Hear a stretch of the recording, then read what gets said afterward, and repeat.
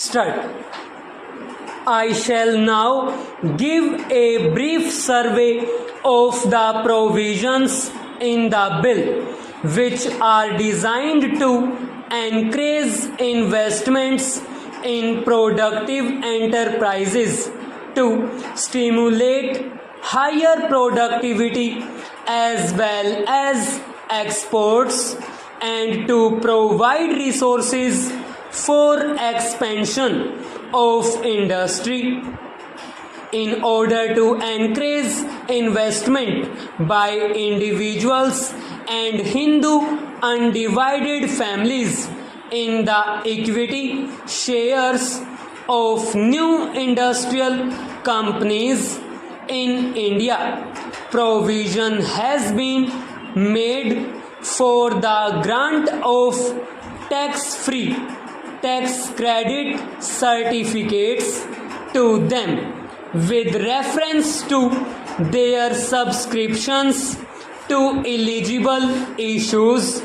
of capital by such companies for a period of 4 financial years commencing with the financial year in which the investment is made.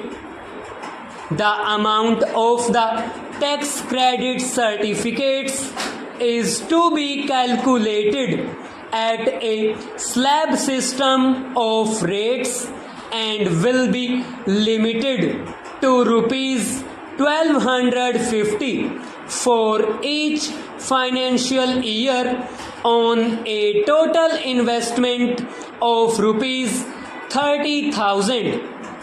Under the original provisions in the bill, only the first subscriber to eligible issues of capital qualifies for the tax credit certificates. Considering the fact that a substantial part of the capital issues made in recent months has had to be taken up and is still held by financial institutions which underwrote those issues, the eligibility for tax credit certificates has been extended to individuals and Hindu undivided families who purchase shares forming part of an eligible issue of capital from an underwriter declared as such in the relevant prospectus. Incentives for increased industrial production as well as for the more efficient use of the capital already invested are provided in the form of tax credit certificates calculated with reference to the central excise duty payable on increased production in the relevant year over that of the base year and with reference to the additional amount of corporation tax payable by a company in the relevant year over that payable by it in the base year. The amount of the tax credit certificates granted for these purposes is required to be used for discharging debt obligations, acquisition of capital assets in India, including construction of a building for the purpose of the business, and in the case of a company also for the redemption of its debentures. This would enable industrial units to pay off the monies which they had borrowed for expanding their productive capacity, or alternatively to plug back a larger portion of their current earnings for the purpose of expansion. As stated in the finance minister's budget speech, it is necessary to provide some more assistance to our export industry on a discriminating and selective basis in order to mitigate the disadvantages under which it operates in the foreign market and to help it achieve its full competitive position. The tax credit certificates to be issued with reference to the value of exports will, I expect, provide an impetus for increasing our export potential and augment our foreign exchange earnings.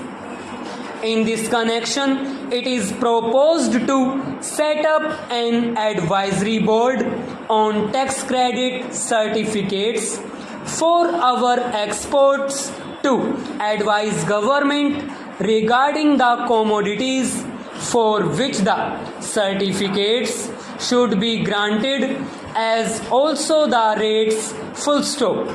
The board will, wherever necessary, invite the commercial interests concerned to present their views before it. The Commerce Secretary will be the chairman of the board, and a senior officer each from the Ministry of Finance and the ministry in charge of the export commodity concerned will be members. The recommendations of the board will enable the government to take informed decisions with regard to the grant of these certificates. The measures for increasing investment of surplus funds in production channels include a provision for revival in a modified form of the exemption from wealth tax of individuals and Hindu undivided families on the value of their investments in equity shares of industrial companies. This exemption will be available to individuals and Hindu undivided families on the value of any equity shares held by them in an industrial company where such shares form part of the initial issue of equity share capital made by the company after the 31st March 1980 and will extend over a period of 5 successive assessment years commencing with the assessment year next following the date on which the company commences the operations for which it has been established. Madam, the bill contains a scheme for voluntary disclosure of unaccounted income during a period of 3 months from 1st March to 31st May 1985. Tax is payable on the amount declared at the ad hoc rate of 60% with a rebate of 5% of the tax where the declaration has been made and the tax has also been paid not later than the 31st March 1985, where the declarant is unable to pay the tax on the amount declared immediately